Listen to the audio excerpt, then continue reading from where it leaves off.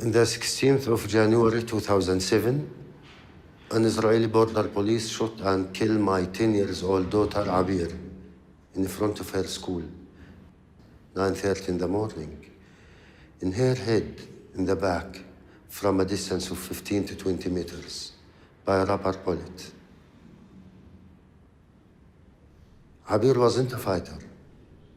She was just a child. She don't know anything about the conflict, and she is not part of this conflict. Unfortunately, she lost her life because she's a Palestinian. I'm an Israeli who lost his daughter to a suicide bombing on the 4th of September 1997. And I'm a product of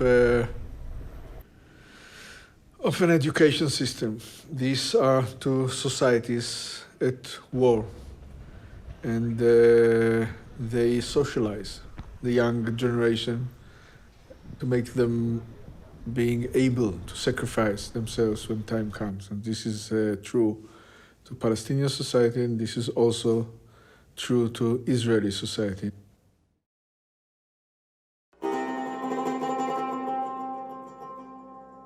Because we are human beings, sometimes you think, if I kill the killer, or anyone from the other side, from the Israelis, or maybe 10, this will give me back my daughter.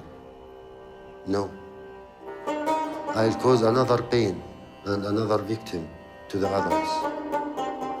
I decide to break this circle of violence and blood and revenge by stop killing and revenge and support revenge by myself.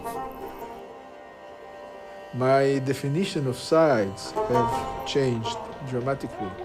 Today, on my side are all those who want peace and are willing to pay the price of peace, and the other side are those who do not want peace and are not willing to pay the price of peace. Many people told me that it's not your right to forgive in her name. And the answer, it's also not my right to revenge in her name. I hope she's satisfied.